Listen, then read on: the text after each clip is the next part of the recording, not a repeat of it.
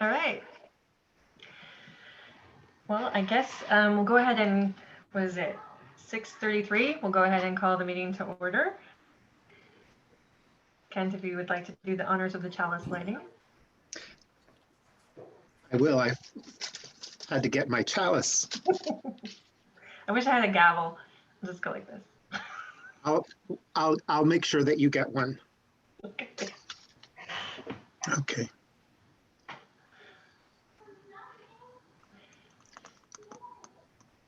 I light this chalice and share words adapted from A Chalice Lighting by Eric Walter Wickstrom.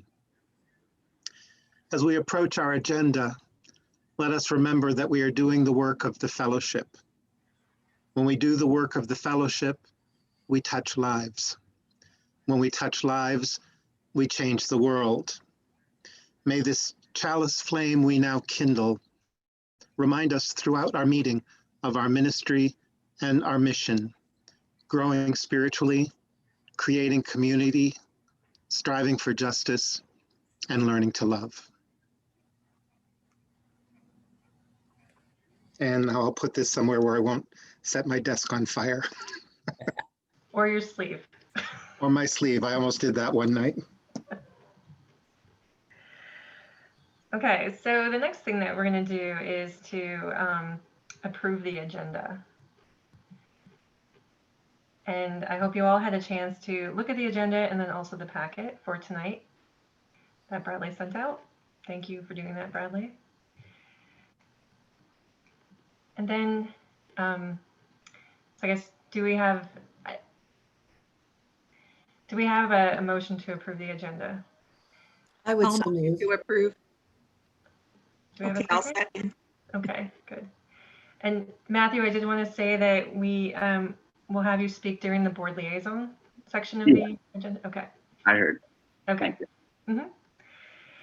One of the things that I would like to do, if that's okay with everybody, is if you could add your pronouns to your name when you sign in, so that we know the proper way to address you or to speak to you, so that we don't offend, if that's okay. All right. The next thing we want to do is appoint a process observer. The process observer is a person who pays attention to the meeting itself and lets us know if it's going well or if it's not going well. And so this person is going to look at the atmosphere, see if it's welcoming or respectful, or if Zoom is just not working for us. And so you look at that and you tell us about the energy level that we had for the meeting. Was everyone pretty dull and just checked out, or was it pretty high and enthusiastic? And then we also want to know about the participation. Did everybody participate in the discussions? And then what was the quality of that participation, the interaction? Was it good? Could we improve on that? And then was there clarity in the things that we talked about? Did we explain ourselves well? And then how effective was the meeting? And did we stay on time? So I hope you all took notes, because I need one of you to be the process observer to touch on all those points. Or as many as you can remember that I said. So is there anyone who wants to pay attention to not only what's being said, but how it's being said?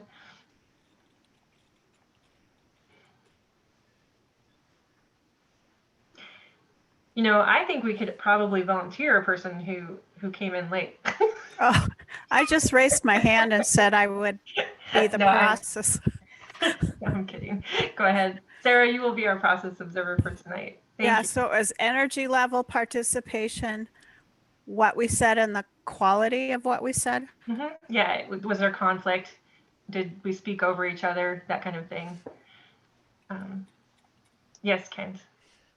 Just as a quick point of order, I heard a motion and a second on the order, but I'm not, did I hear a vote? Oh, I'm sorry. Oh, yeah. You gotta keep me, this is my first time, so I'm going to totally just screw up, and that's okay. So whoever wants to process observe. It's okay. And I know after her year of service, Sarah will go easy on you. And I'm going to just cast a spell right now that nobody's going to remember that happened. Well, with my other board, we don't do that anymore because it was just hard to hear. And so we just say, is anyone opposed? But I think, Sarah, you did that too. So, and is there anyone opposed to approve the agenda? Okay, we're good. All right. Thanks, Kent, for keeping me on track. And then Sarah's going to be our process observer, talk about how we talked to each other and if it was effective or not, and just basically did we keep on time, that kind of thing, and what the atmosphere was like. Okay, so the next on the agenda is the consent agenda. And this is where we put in the meeting minutes and also the committee reports. And so I hope you all have had a chance to read it. If you haven't, it's in the packet. Please take a chance to read if you haven't read it for tonight. Do I have a motion to approve the consent agenda? I make a motion, to approve the consent agenda. And Kathy is seconding it. Okay. And then is anyone against approving the consent agenda? Anyone have any questions or concerns? Okay. All right. So I guess, do we go through it? I'm sorry. Or do I? This is where I need a little help. Again, this is my first time, so. Are you talking for board liaison reports? No, I was actually just talking about, do we highlight anything in the consent agenda before we move on? Oh, we can. Is there any discussion on the consent agenda that anybody wants to bring to the forefront before we move on? Okay. All right. No highlights, Bradley. Nobody wants highlights. Okay. So the next thing we have is the board liaison reports. And this is where we have people who are assigned to committees to be the board liaison. They attend the meetings and then come back to the board to discuss anything that the committee wanted to bring to the board, and then also bring stuff back from the board to the committee. It's the eyes and ears of the board without everyone having to be at that committee and to answer those questions. And so it's a point of contact for the board. I don't think that we have assigned anybody to those committees at this time. I think maybe, do we have time to make those assignments now, or do you want to reserve that? Okay. All right. Yep, we've got plenty of time. You'll see on page 10 of your packet, I have the grid laid out there and it has last year's liaisons, as well as the de facto Carol getting the finance cluster. I was going to say, I already had one. So, and also note that you don't have to stick with your same committees. So Jane, if you want to move to a different committee, be a liaison to some other committees.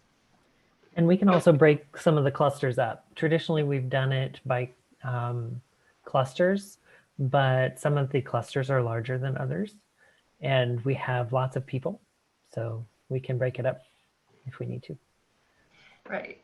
And I guess I'd like to say, Sam, because you are the chair of the religious education, I think it only seems fitting that. I figured that was probably in my wheelhouse. Yeah. Yeah. So I think that we'll assign you that. And Jane, the same with you for Sunday services. Okay. I'll take art. I'll take the art exhibition if nobody's Okay. up there. Andy, a question, or maybe Bradley, it's you that answers this. If you look at the grid, my name is under endowment A&D. Does that trickle down to the next two boxes below, which is in the investment, finance, and personnel? Or I listed it as if you were the cluster liaison. okay, great. Finance. And hopefully when we get the treasurer role filled, you guys can divvy that up. Okay, I just wanted to check. Thanks. Mhm. I have a quick question. Is Kitty Fisher still part of the outreach? She is technically the chair of the Partner Church Committee. Okay, and that's been on the side in the past. Yeah, both of the outreach committees are not really functioning right now. Okay, And they've previously functioned more as interest groups than as active committees doing things and making decisions. it's going to stay like that. It doesn't have to. I just kind of assumed it would. Okay, okay.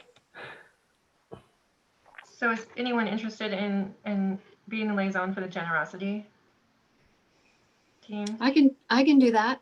Okay.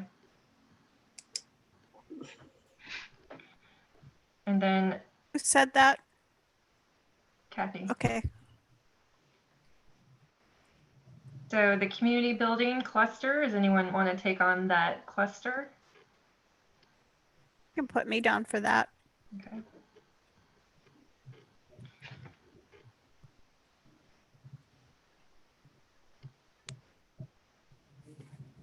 And so, Jane, do you want to be responsible for the administrative and property again, as well as the Sunday services? If there's others that want to help do that, I would stick though with the building the grounds I like to do. Okay. But if there's other people that need to find a spot, I'm happy to just do Sunday service committee. I think Either. I think everyone has a designated committee now, right, Bradley? Yes. Yeah. Mhm. So Jane has building, grounds and landscaping, and library. So if anyone else wants to take on an additional task, taking library or building. I'm happy to do any of those Okay. or both. Okay. Okay. Well, if you want to do those, that's fine with me. Okay.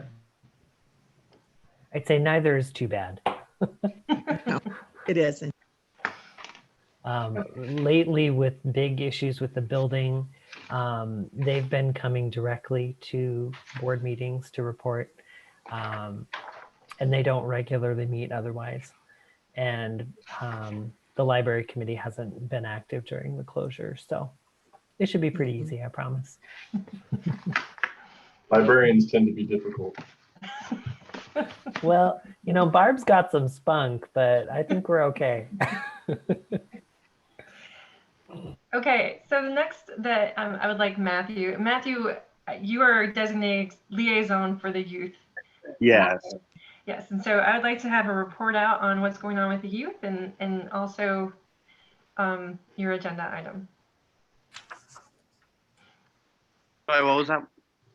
Just go ahead and speak about the 8th principle and Oh. also what else is going on with the youth. So I think it was 2 or 3 board meetings ago, Jay and we both brought up the thought of the UUFA adapting the 8th principle, which a few congregations around the U.S. are doing. At that meeting, it was said that the youth group should write up a proposal and then present it to the board. Speaking on behalf of the youth group, everyone there feels that it would be more comfortable and that we would have a better success or more successful at at writing up a proposal if the board was to help us write that up. And we also think that that would maybe help people adapt the 8th or be okay with adapting the 8th principle if the board was to help us write up the proposal so we hit everything that we need to hit in the proposal, and we don't have to keep going back and changing it and having it take 3 or 4 revisions. Are you suggesting having all of us write it with you or finding a point of contact, someone that you could sit down with? The thought was that either the whole board would help and write out the proposal, or a few people would help write that out, knowing everything that would need to be included in. Would you mind taking a minute to explain what the 8th principle is again? 1 second, I don't have it pulled up. I think Bradley shared it. It's being shared. What is- Mhm. Hopefully. I can see it. Yeah. The 8th principle, as it says, we, the members of the Congregation of the Unitarian Universalist Association,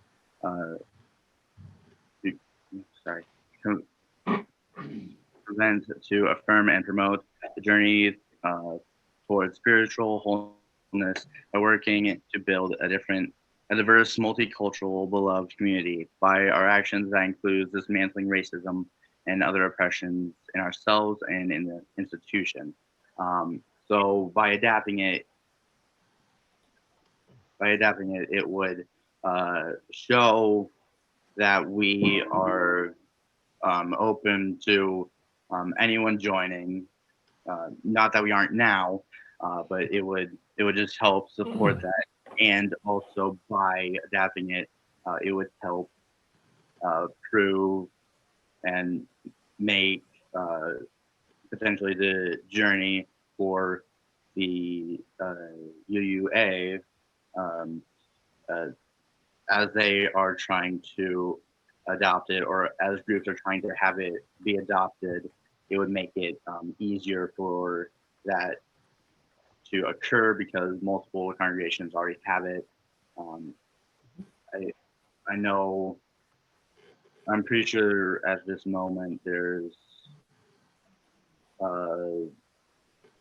around 100 or so congregations that already have adopted it in the US. Kent, how does this fit in with, and Sarah, how does this fit in with the book that we were given for our retooling?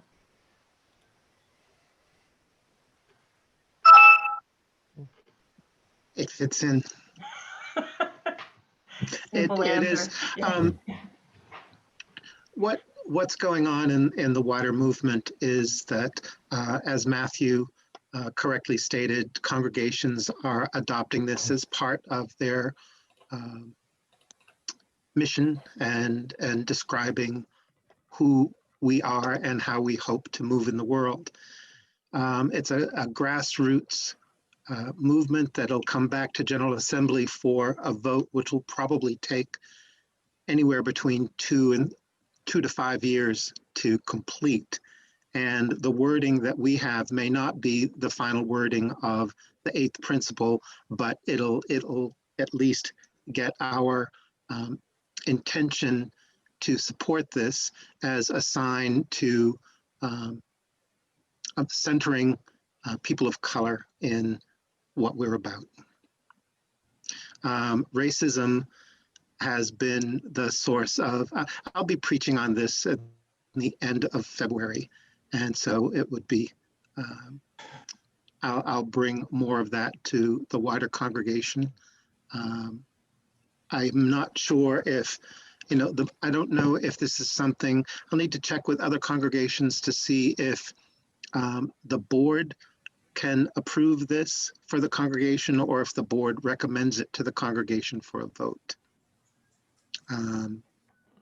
But this is the best possible place to begin. And thank you, Matthew, for bringing it forward. You're welcome. Just a thought, Angie. I saw your poll earlier about the retreat dates. This might be an item on the retreat agenda to talk about examining those words in a way that could be put forth to the congregation if necessary. I think that's a great idea. I think this could be one of our SMART goals that we achieve, and it's something that we can measure. And so maybe supporting and recognizing the 8th principle is something that we should vote on whether or not we want that to be one of our goals. But I'm pretty, we can talk about it during the retreat. It's definitely a really good agenda item for that. So, but Matthew, you had asked for help in writing the proposal. something that we asked you to send a proposal to us to review before we recommend or vote on it. And so you're looking for some support in doing that, right? Before it comes Yeah. to the board? Yeah. Okay. Is there anyone here who would like to help the youth craft this proposal for our board, to sort of guide them in a way to write a proposal and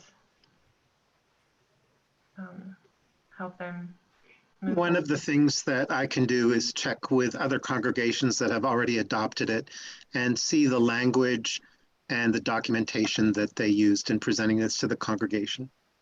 And then what we could do, Matthew, is send that back to the youth and see if it's something that you feel is in your voice.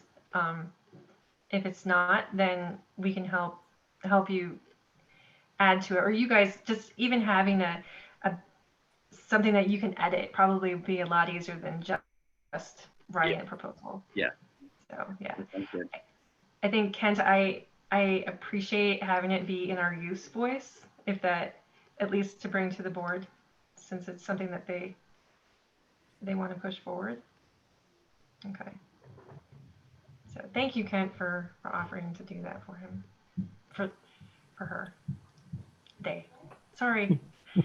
This is why I'd like to have, yeah. But Matthew, you did do that, so sorry.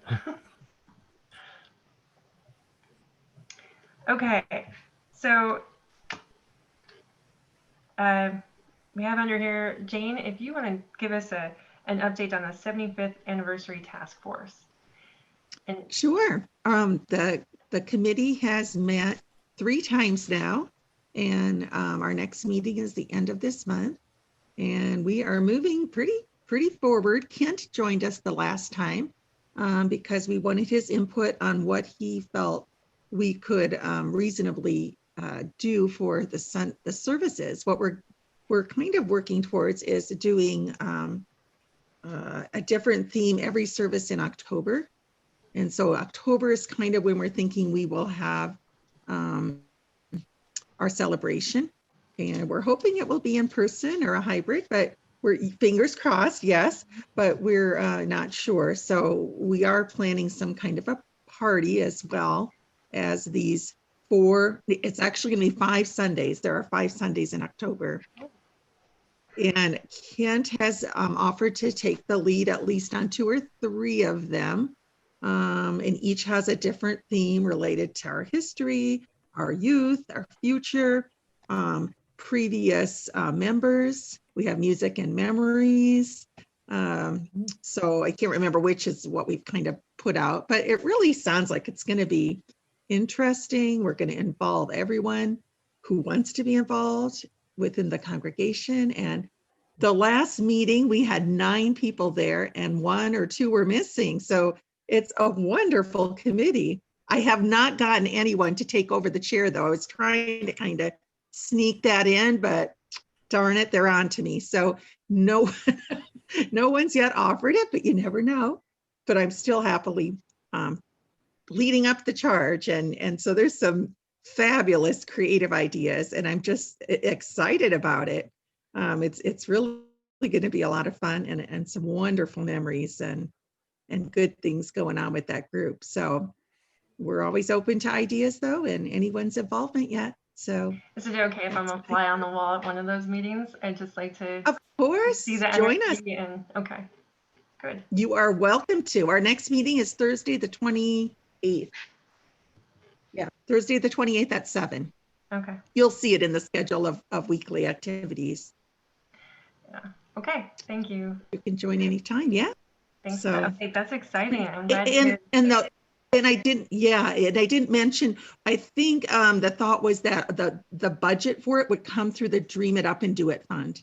So we will still be starting to work towards putting the budget together for this. Okay. That's about all I have. And then the next thing we have is the roof task force. Just a real quick update on where we are in the process there. So we've now had our what's called the 90% meeting with the engineer that was designing the roof replacement, the technical aspects of that. And so that means that 90% of the design work is completed as of that meeting. That was a couple weeks ago. Yesterday, we had what is called the pre-bid meeting. So all the bid documents have all gone out to an invitation only list of contractors. It was 7 or 8 contractors. It was invitation only as compared to a public bid, kind of to weed out the riffraff that is very much present in today's construction world. And so yesterday we had what's called the pre-bid meeting, which is kind of an in-person chance for all those contractors that are interested in putting in a bid to come and check out what things are like. So we had about half a dozen folks at the building yesterday to go through it with the engineer and do a walkthrough. We were really pleased to see that everybody basically showed up. So it looks like there's going to be strong interest, which will mean that we'll have a nice competitive bid. Looking on my sticky note here, bids are due back to the fellowship on January 28th, and they'll be opened right then and there, and a recommendation will be given probably immediately, if not the very next day. So, and then we're looking at spring for actually getting it done. And it will probably be a pretty quick project. It won't be really drawn out. Just because of the size. We're anticipating that they'll want to get it done just about as early as they can and as quickly as they can so they can move on to bigger projects. Bradley, do you have can you refresh our mind as far as an estimate on how much we think it's going to cost? If you give me just a minute, I've got a whole bunch of people I need to check in. Oh yeah, that's fine. But I can pull that up if you want to see if anyone else has any other liaison reports, and I'll be right back. Okay. So have any of you had committees meet since the last board meeting? I know some of you haven't even met with the committee yet, so I'll just be a select few of you to report out any activity. I can report for the library that they're not meeting during the period. Thank you for letting us know. There was some concern. Welcome. Although I do have a question. Are people able to check out books from the library if they want to? Or is that the building's just completely off limits? And we have not facilitated that as of yet. It would not be too difficult because the catalog is online. So if someone looked at the catalog and they said, I want to borrow a book, I would certainly make that happen. okay. But we haven't made that overly public Right. as of yet. Okay. All right. Anybody else? Any other maybe false reports as well? I can tell you the RE committee we didn't meet in December. We were going to, but then life intervened and we just didn't have a meeting because no one had anything that needed meeting about. But Sunday activities have been continuing more or less at pace. We're continuing to work through Jamila's line of attack.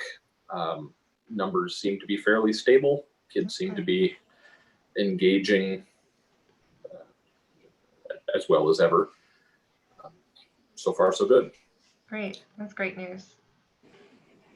Have you seen any trends as far as age groups? Which ones are more consistent with participation or attendance? I haven't, but then I haven't really been in a position to monitor those sort of things closely. I'm going by second and third hand reports mostly. Okay. My inclination would be to say that the numbers really aren't big enough that we can talk statistical trends. But the younger the kids are, the more they struggle to engage with this sort of format. I know, just speaking for my son Richard's level, he, the earlier efforts when they were working on trying to build a sort of in-depth discussion of a topic never really got much traction. And now it's sort of, we'll do an arts and crafts project looking at each other's over Zoom. And while you're working on that, the teacher will sort of talk to you about why this might be significant or symbolic to the larger RE goals. Right. But I don't think that, I think we tried and were unsuccessful at getting them to engage at that age with deeper philosophy or deeper conversations, but I think that's about what you'd expect for Zoom. I don't imagine anyone could do any better. I think, from what I understand, I think our sons take advantage of the chat quite often. Yeah, we had to move away from letting Richard do it on the iPad because they would just be babbling to each other in chat the entire time. And so now he does that on the big screen, and the keyboard's on the other side of the room, so he can click mute, and that's about it. That's improved attention spans a bit. Okay. As far as attendance trends, which is all yeah, that I can provide, they're pretty strong. Probably the weakest and also the smallest class is 4th and 5th. That one, there are a number of weeks where there's just one. And I think that's Goldie, because I hear about it a lot. Yeah. And then looks like 6 through 8, about half the time they have almost everybody, if not everybody. 2 through 3 has 75 to 80% very consistently. And kindergarten and first grade is, I'll say slightly better than half every time. So it's going okay. And the kids that we aren't seeing that were registered, we're starting to see them every once in a while, just not as consistently. So our list of completely disconnected kids is pretty small. That's really great news to hear that. So looking back at our agenda, I completely skipped over the check-in, Bradley, that I wanted you to add in there. I hope to be able to do this every time we meet, and I skipped over it, so I would like to kind of reverse back, if that's okay. I know we're on schedule, and I'm going to push us off schedule, but I think it's important for us to have these little things to kind of get to know each other better and kind of bring in some of ourselves into this meeting. So when I was looking on my phone and my daughter said, "What are you looking for?" And I said, "I'm looking for an icebreaker question to kind of, get to know." And she said, "Well, why don't you ask them what love is?" and I said, "Yeah, no." We only have 15 minutes. So I saved you from that deep thought question. But I do want to start to ask a question that's kind of a little less brain taxing. So we'll go around and we'll do what we did in the retooling Kent, where the person who goes calls on someone else. So I'm going to go first, and then I'll call on the next person, and then we'll go from there. So the question is, what word or phrase do you absolutely hate people for using?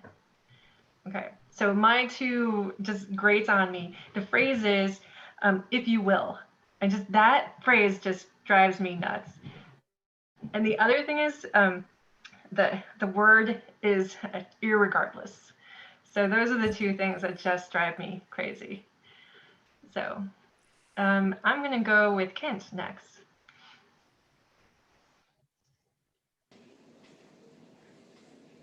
I always have a hard time when someone responds to something that I've said by saying, whatever.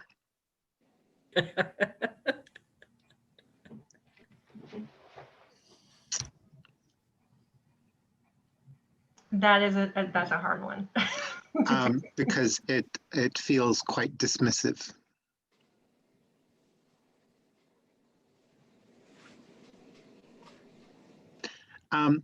You're on, Matthew. Irregardless, I don't like that word just because it's a double negative. And I don't really have a phrase that I don't like. Kathy, you can go. I had to think about this. Word is gonna instead of going to. Are you gonna? Which stress anyway. Sometimes I do it and drives me bonkers. And a phrase. I think I was listening to an interview today on the radio, and the host of the interviewee, whenever an answer would be, whenever the person he was interviewing would answer, he would just go, just very quickly, like dismissive, and that kind of bugged me. Just like, well, let him finish. And what does that even mean? So that was just kind of something that I thought of very quickly. I'll pick on Carol. The one that's been bothering me for a while, I kind of switch around during different times, is perfect. No matter what kind of business or phone call or interaction you have, the other person ends the conversation by saying perfect. Well, it's not always perfect. That's been one of my pet peeves recently. Sarah, your turn. First reaction is the word should, because it sounds like advice and it just grates on me when every time I hear it. And I don't think I should say that word myself, and I don't like to hear it. Sam.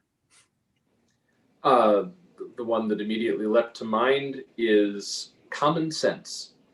Anyone who claims to be speaking in the name of common sense is admitting that they don't have a better argument for why they're right. Every time I hear that, it just grates on me.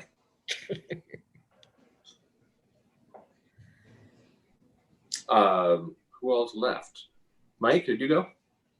I'll go. I don't have a specific set of words.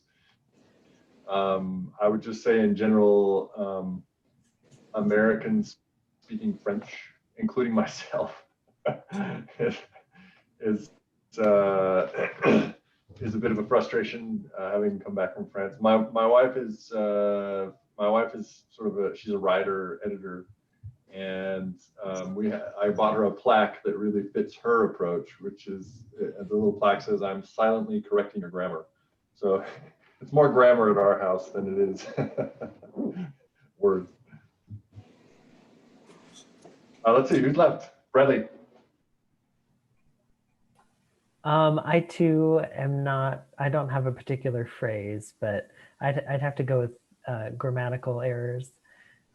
Or I'm not really into the concept in the modern climate of being patriotic or not. I think it's used more as a slander than anything. And I think we haven't heard from Jane. Okay, my biggest pet peeve lately, fake news. Who doesn't hate that? That, and I'm sorry, young people, but I really hate the term when people say sweet. I just don't like that. So those two things are my doozies. That's it. Is that everyone? This is not only a get to know you type thing, but it was also sort of a letting us know what not to say during these meetings. If we want to maintain a cordial conversation. That's right. I didn't Now my take notes. anxieties of are that. off the charts. Perfect. Sweet. Whatever. Perfect. You guys are got it all wrong.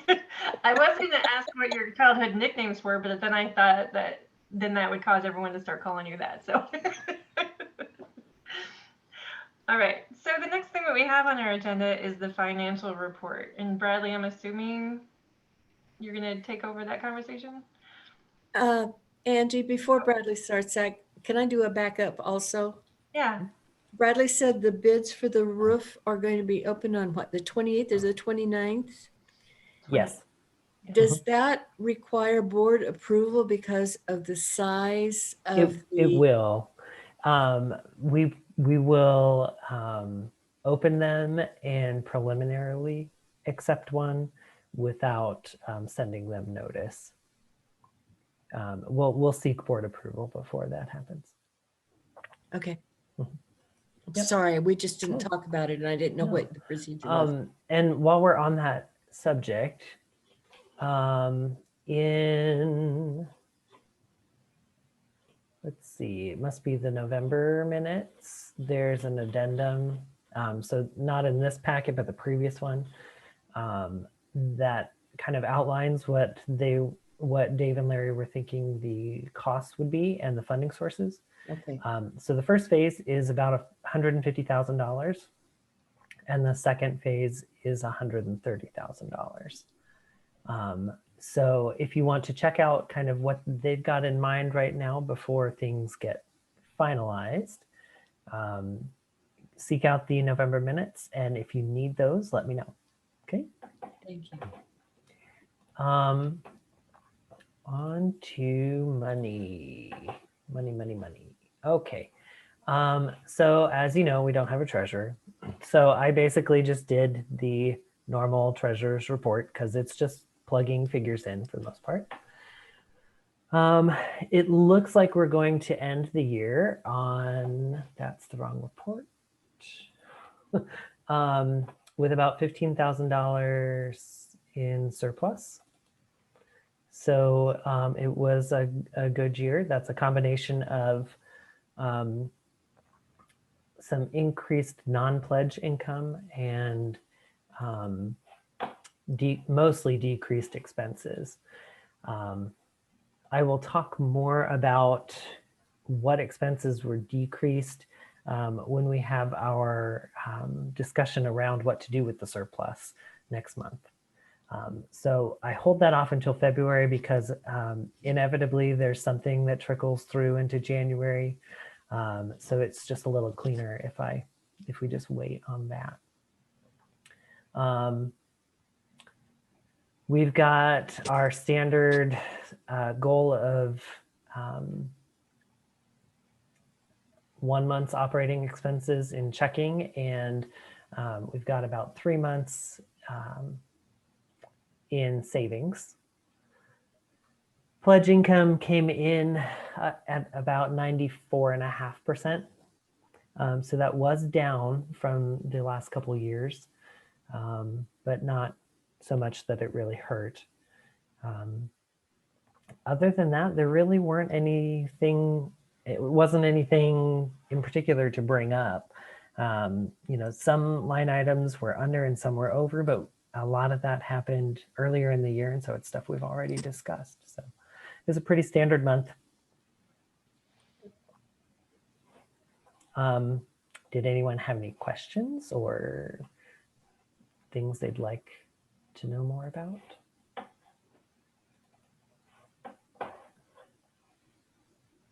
Okay. And since I am not a treasurer and I am sending the statements and all the stuff that I normally send to the treasurer onto the finance committee, it would not be appropriate to move to accept my report, but to the best of my ability, it is accurate. Sorry. Well, there's a move I can't mess up on. All right, the next is the minister's report. Kent, I think that's you, right? Okay. Yep, still here. Um, I've forwarded to Bradley, and he's shared with you our written report that I've provided. I only have two small things to add to it since I wrote it. One is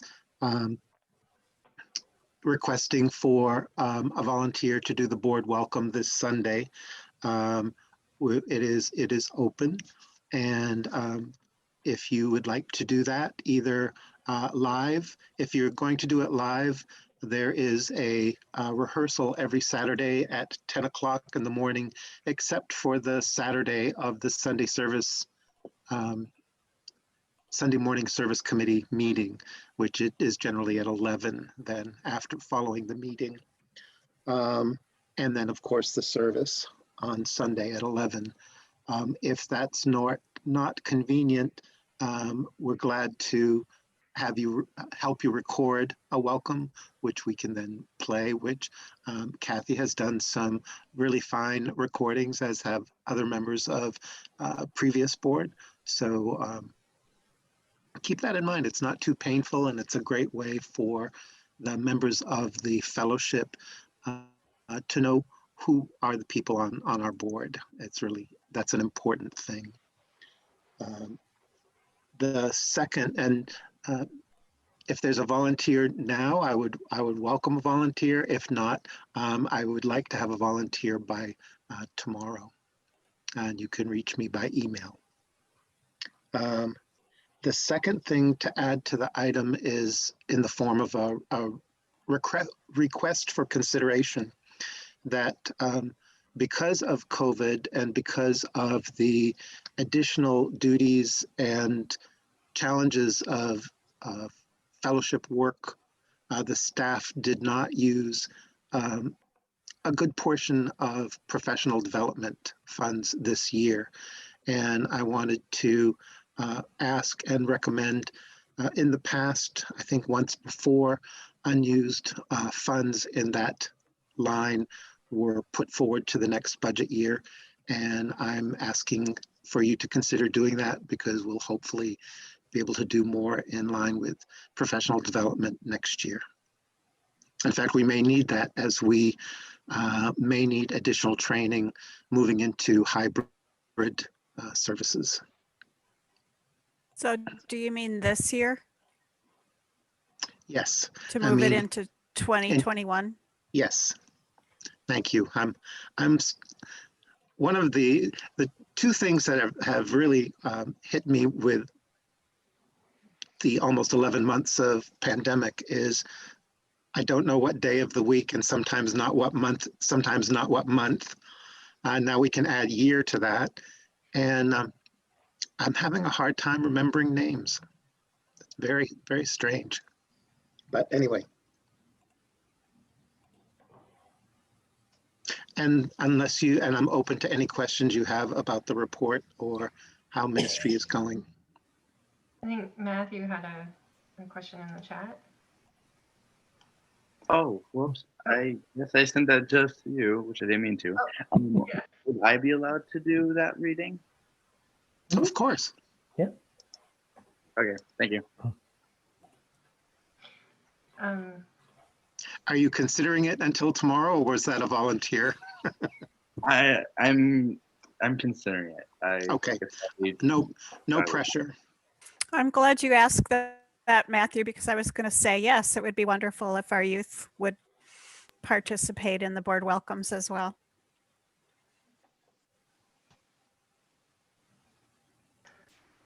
So is there, I'm assuming we need to vote on moving the funds, correct? Yes. If someone wants to make a motion, it could be discussed and then voted on. Okay. So is there a motion to move?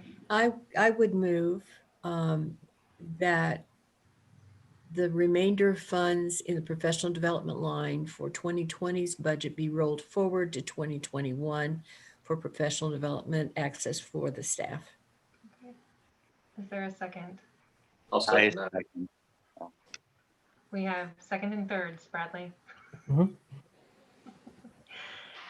Do we Um, know how much that is? I'm working on it. And here's our discussion, right, Sarah? We're discussing how much is that?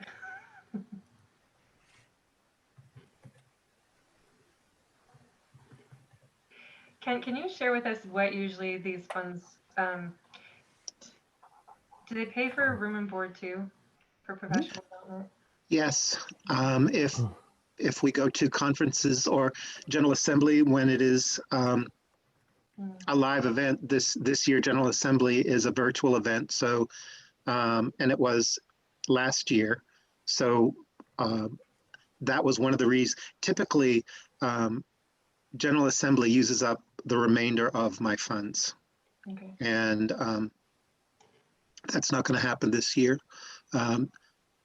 The funding has also been used for, I have dues to pay to the Unitarian Universalist Ministerial Association, and also I use it to purchase books and study for sermons.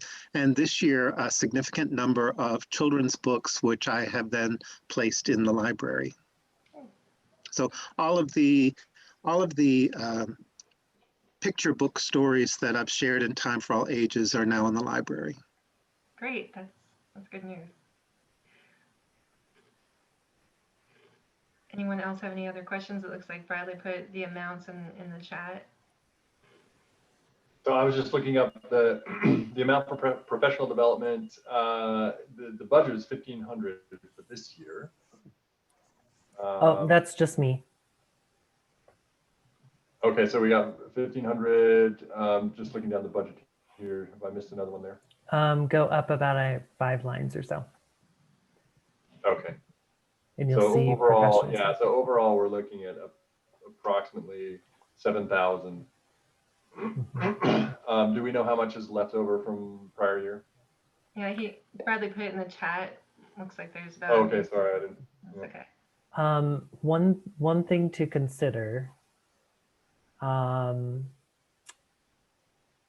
is if we accept the roof task force's preliminary recommendation of $10,000 of surplus money going towards the roof. If we do 100% of professional development being flipped to the next year, it is a shortfall of a couple $100 to get to 10,000. So realistically, do you think that you would be able to, Kent and Jamila together, if you took that sum plus what you have, what was it? It's a lot. 45, yeah. You've got $8,000 just for the two of you to spend next year, right? It's a lot. I think that it would be reasonable to advance half of that amount. Okay. Because we don't know when we're going to open. Right. And yeah, I think if we advanced for Jamila and me, I don't know what about for you, Bradley, would half seem reasonable as well? Mm-hmm. Yeah, I don't think any of us would fight that. Yeah.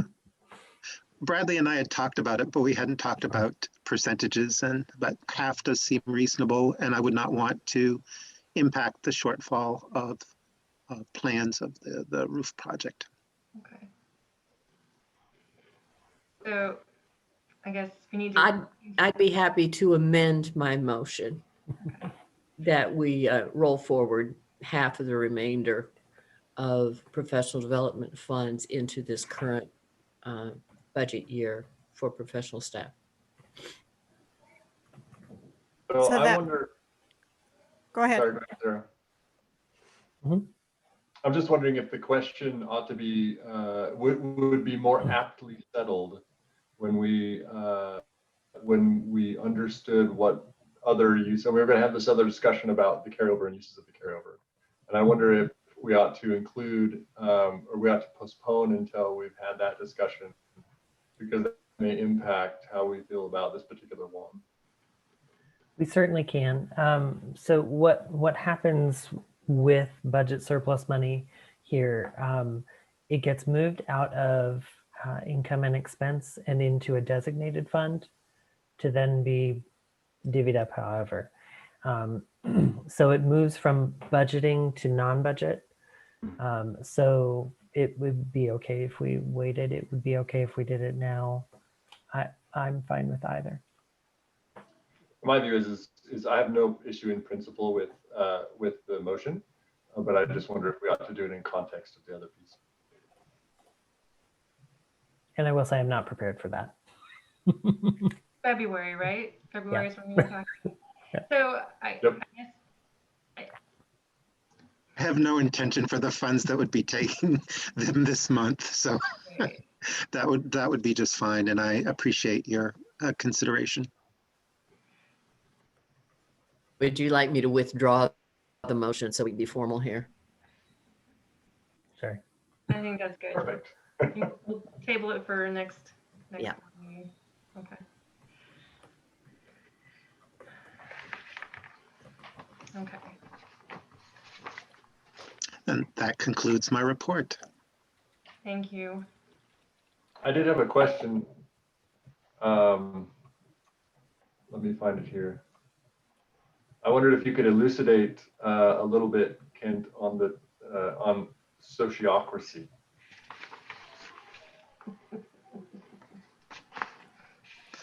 Good word.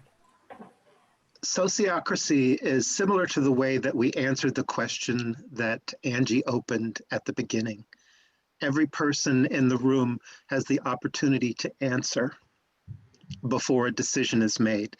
With our check-in, there was no decision to be made, but if there were, we would go from person to person and then see where we are and then have a second round. It's a way of decision-making that brings every voice into the room. How did I do retooling, comrades? I think you made light of of the grueling video we had to watch. The process as we witnessed it, grueling is an appropriate word. Well, thank you for the non-grueling explanation. It was especially tedious over a really minor decision, in my opinion, anyway. When our retooling group engaged the process, it was short, sweet, and got the job done, and everyone was heard. But there are also fewer of us too, so the size of your group matters when doing that. But okay, so any other questions before we move on to the next part of this? I want to apologize for no treats. Usually we have treats and a little social time, but now that we're in the Zoom platform, we're watching our weight now. Okay, so we're on to the action agenda, and we did the liaison assignments out of order, so we can skip ahead. Yay! And then we're going to move on to the board covenant, which is in the packet.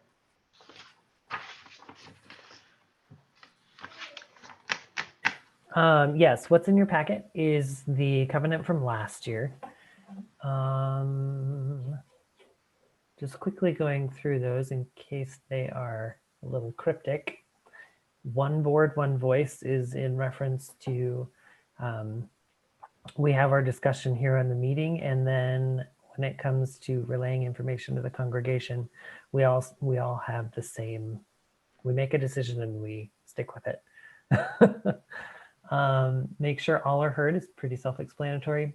Step up, step back is intended to hear everyone's voice and give everyone the opportunity, and recognize when you're speaking a lot.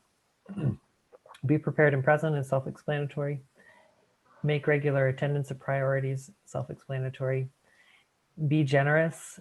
When we initially did that, we were talking both about generosity of spirit as well as being generous in our time and the ways that we give back to the fellowship.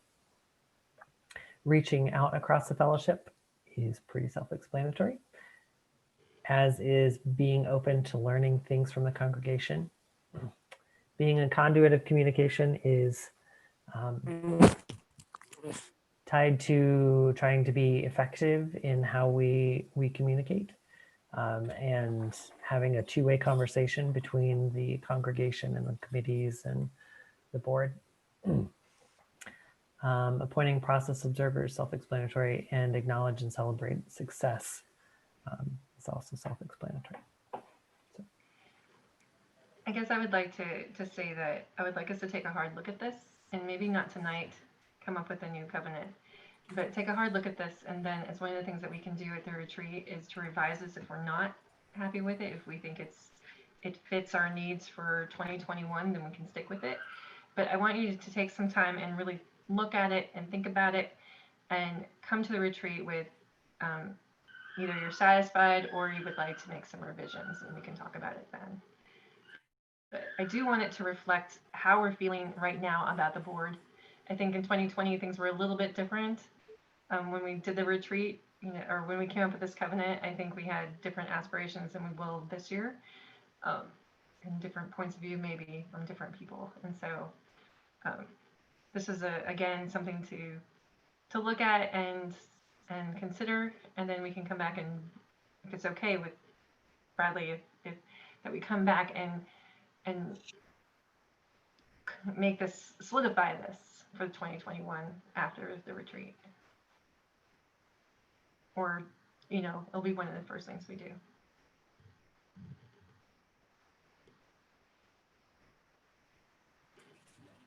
Okay. Sounds good. So just out of curiosity, because I'm one of those people, I put things off.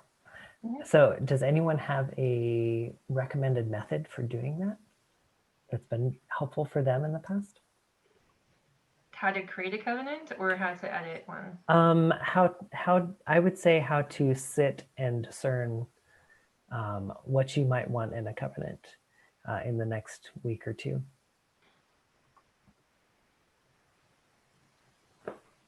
One of the things that you can take in mind as you're pondering this is how do you want us to be in relationship with one another as we do the work of the fellowship? What is important to you in how we talk to each other, particularly since we don't have the benefit of being in the same room? There's a very different dynamic when we're sitting in the room upstairs and we can look into each other's faces, although we can do that here too, but it's a very different dynamic. What's funny is when you're looking in somebody's face, that face might not be in the same place as somebody, on somebody else's screen. So we're all looking different directions, but we're looking at the same person. So it's hard to know when you're being listened to with eye contact. So is that different on Zoom as opposed to when we're sitting upstairs in room 3? And that's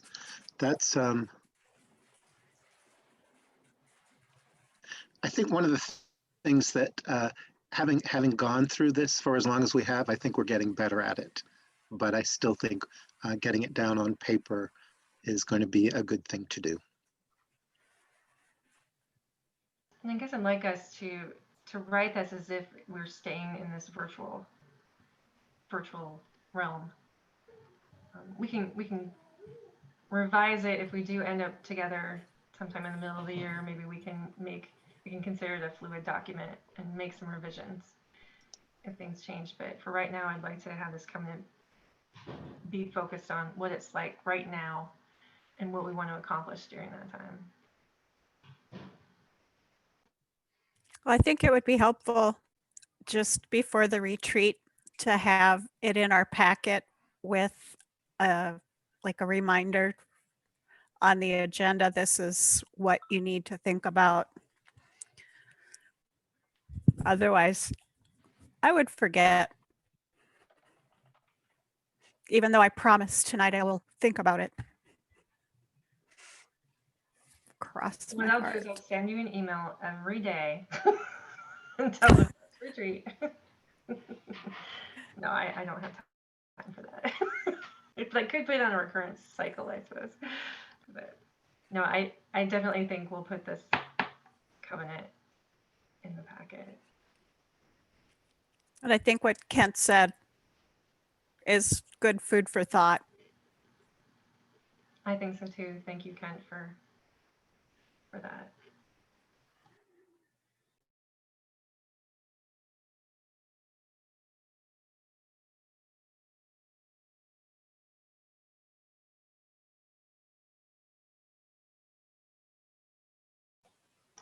Almost lost my mute thing. I should just go with the space bar.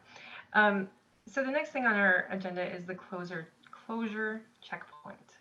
And so we've been doing these little moments in time to say we're going to stay closed until now, we're going to stay closed until now, and we're going to reassess at certain times as a board to figure out when to do the next phase. And what we have that regrouping committee that is looking at everything and trying to come up with a phased approach of reopening the UFA. And so I think maybe it would be good for future meetings for us to give an update on that committee, what we're talking about, and just kind of give you just an idea of, so that you're not left in the dark on things that we're discussing, because I think it's important for us all to understand what's being thought of when it comes to regrouping. Can I ask who else is on that committee? Maybe that's already listed somewhere. It's I'm on it, Jamila's on it, Kent's on it, Bradley's on it, and Brenda Witherspoon Brenda and Weathers. Sarah. Thanks. I would also just chime in that people on the regathering task force have also been serving on the employee handbook task force, and the meetings were extremely heavy for this group of people over a long period of time, and just everyone just, for sanity's sake, needed a break. And so we will begin meeting again in the near future and have an update for you most likely next month. And I'm sorry I said regrouping, but it is regathering. I'm sorry if you, those of you who didn't. We regather and we regroup all the time. Yeah. So do we need to do anything further, like make a motion that we're going to remain We should do closed something. until the next checkpoint, which would be next quarter, April? Or We previously have done just- it on a quarterly basis. We could stick with that. We could not stick with that. I don't think there's really a lot of new information. Things are still very much in a holding pattern. I think we're right on the cusp of maybe some communication from the state as to a fully public and released plan as to vaccinations, but we're not there yet. So Yeah, and I don't think vaccinations will be, like, it won't be until April before we will know what the vaccination situation is like. And I think some of the people at a higher risk might get vaccinated between now and then, maybe. But then everybody else, who knows?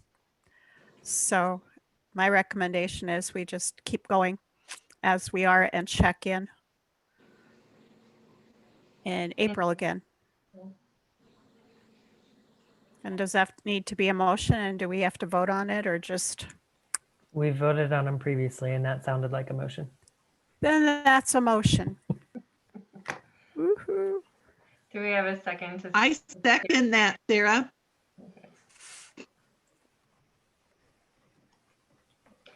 Is there any discussion on that? Anybody have a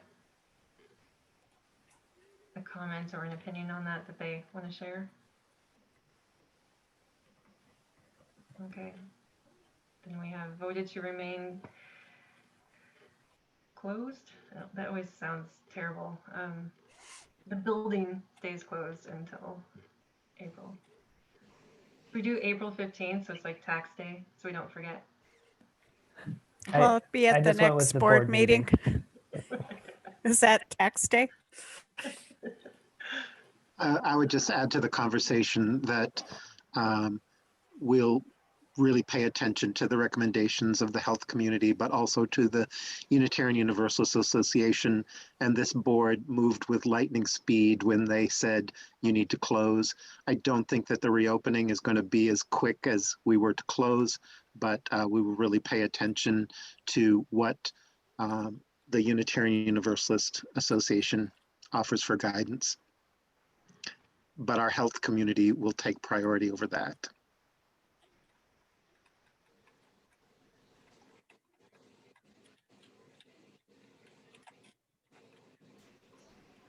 Okay, so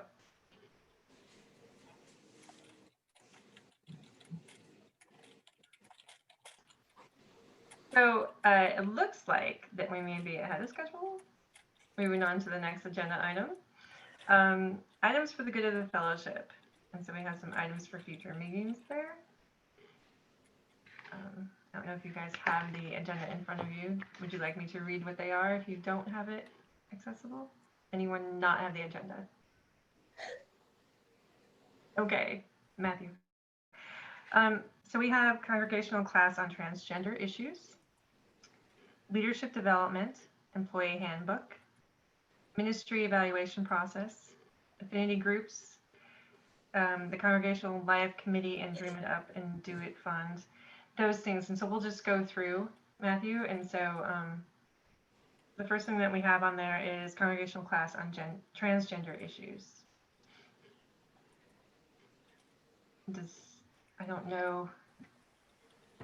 Kent participated in a course last year, and he was looking into whether it's adaptable to a congregational model, and how that might be done. It's fairly uncertain, but it was important enough that we felt we wanted to keep it on the list. Okay. It's something that could be, the class is video based and then has a check-in with the two facilitators once or twice in a live session. So it's something that with a little bit of scheduling could be set up easily for a lot of people. Great. The next thing we have is leadership development. I know that there seems to be a lack of developing leaders within our congregation, and maybe we can come together and kind of find ways to bolster leaders within our congregation. So that's something that I know that we're really interested in doing. And then the employee handbook, we're cranking It's getting there. Yeah, cranking away at it. It's a lovely read. You guys will really enjoy it once we give it to you to read. It's right up there with the Odyssey. And Mike, we tried to make it grammatically correct, but sorry if it offends you when you read it.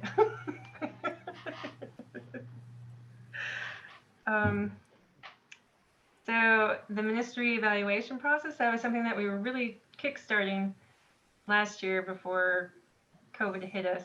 And I think we did have people who were very interested in doing it.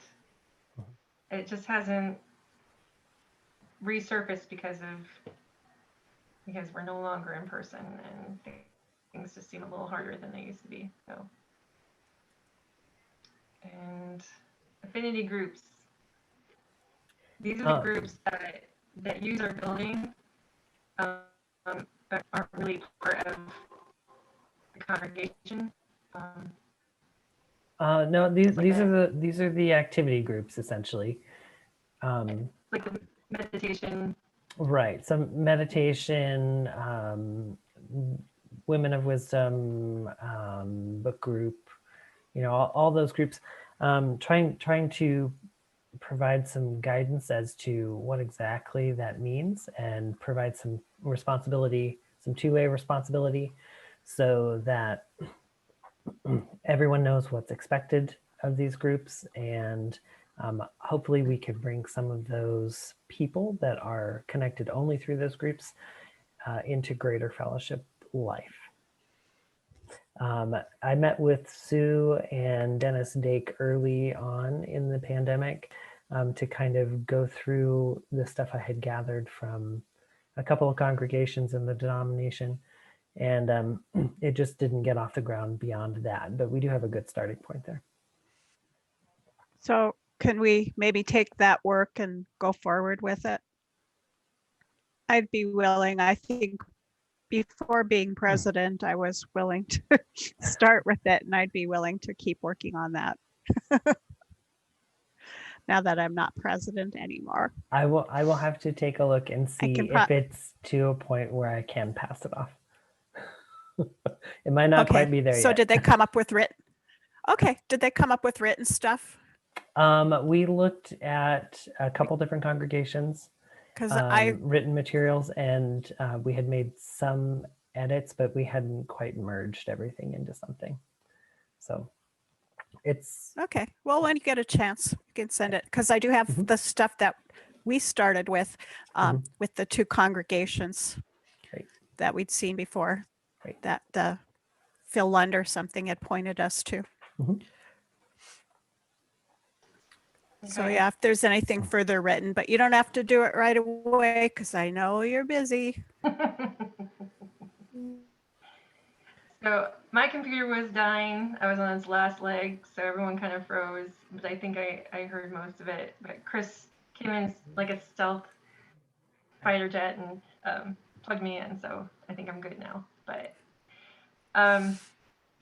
the rest of it, Bradley put all of those things for future meetings for discussion in the chat. And the rest of it is basically talking about funds and what do we do with those funds, and talking about bylaw updates and audio-visual updates. So if we go into the hybrid, also we'll need to discuss updating, not only putting stuff in the fireside room, but also allowing us to broadcast out. And then I think that we hit everything. So the last thing, if there's anything, does anyone else have any for the good of the fellowship comments right now? How many people responded to the doodle poll or saw the doodle poll? That I sent out? For the retreat? Yeah. So I sent out a doodle poll. Well, I sent you like a cliffhanger email first. And then I sent you another one with the actual link. So if you haven't seen it, I said it right before the meeting, so don't feel bad. And what I'm hoping for is two meetings, 2-hour sessions. I don't want to do 4 hours all in one, because 2 hours is about our limit for Zoom. And so there'll be agendas for both. We'll concentrate on something for the first one and something for the second, maybe multiple things. But I don't know who's responded because I haven't looked at it because I've been busy. 3 people. So if you haven't responded, please do so. And I'll try to find 2. Hopefully we'll have 2 blocks where everyone can join. If you can't, maybe we have to extend it beyond January, but I want to kind of get it done this month. And I apologize for Did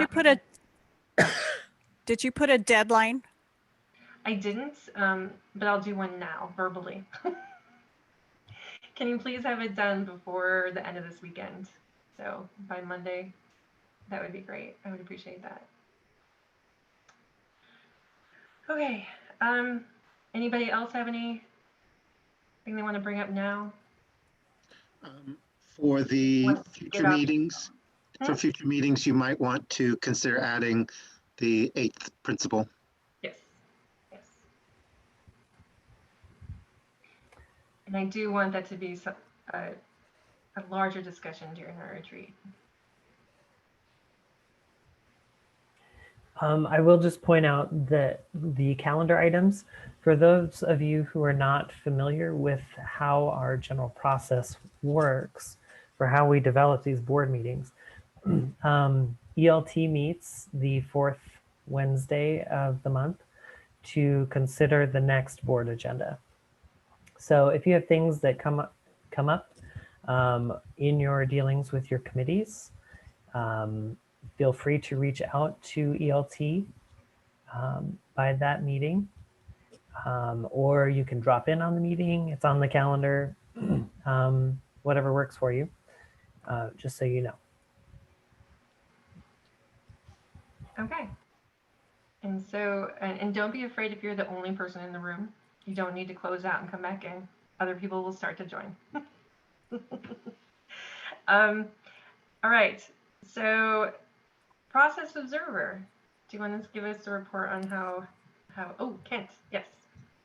Before the process observer gives a stunning report of this first meeting of this board, part of our covenant is to celebrate success. And I just want to celebrate the first coming together of this board. And I want to thank Angie for your work tonight, that I know that it felt awkward and it didn't seem awkward. You did a wonderful job. And I want to appreciate the new members of this board who participated, and thank you for being willing to be part of the leadership of this fellowship. And Sarah, thank you for your leadership the last year. Thank I you. celebrate all of you. All right. Sarah, are you ready to give out our report card for this meeting? Yes, here's my process observation. Our energy level, I think, was good, and it's especially good right now because we're getting done on time or even a little early, and that hasn't been true for many of our meetings. Participation, everyone participated. They asked questions, added ideas to the discussion. I don't think there was one person that did not step up and talk. People did not talk over one another, and that can be a challenge on Zoom. As far as what we said, I think what we discussed was important. It was really nice that Angie went over what the process observer does. We haven't always done that in the past, and I think that can be confusing. And I think Angie did a great job of explaining what the liaisons do and the purpose of that, and that helped in us taking assignments, and everybody stepped up in that thing. We even had a discussion on sociocracy, which I thought was really relevant and something for us to consider. So we had a slight introduction to it, and it was great that someone asked that question. People ask thoughtful questions about the reports, about professional development funds, and I think we had some good discussion around the topics that were brought up. The quality of what we said and how we said things. Sometimes I think it's hard for us to read each other's thoughts and reactions on Zoom. People tend to hold their heads very still, and I don't think we do that normally, or I don't anyway. But sometimes it just seems a little stilted, and I think that's part of Zoom. So if we can be cognizant of that, and when there's silence, it's sometimes really hard to read what that silence means. Does that mean you're just thinking, or you need, to think about it a little bit more? Are you paying attention? And so if we could just be cognizant of that and maybe say to each other, well, I need to think about that a little bit. I'm going to be quiet for a second or something like that. It might be easier for us to read each other. And yeah, don't be afraid to be animated, because that helps it stay interesting and fun. And time, I won't say perfect and I won't say sweet, which I just did. But yeah, I'm impressed. Okay, great. And you know, Sarah, I think sometimes the awkward silences are just people trying to find their mute button. So if we hold up our hands like just a minute, just a minute. I'm not suggesting that this be part of our covenant, but a colleague of mine posted back early in the pandemic, I will not roll my eyes in a Zoom meeting. I will not roll my eyes in a Zoom meeting. So If I do, I promise to turn off my video, right? And we do have that little reactions thing where there's some emojis we can use. Yeah. So yeah, like when we're celebrating, woo. All right. Thank you so much, Sarah, for that report. Appreciate it. And I think anytime we can do meetings better, I think we need to take advantage of that. So thank you. All right. Well, I think I'm gonna take my invisible gavel and call this meeting done. We're adjourned. So thanks everybody. I'm excited to work with you, and hopefully I'll see you during the retreats when it's much more casual. Nice job, Angie. Yeah, Job. good job, Angie.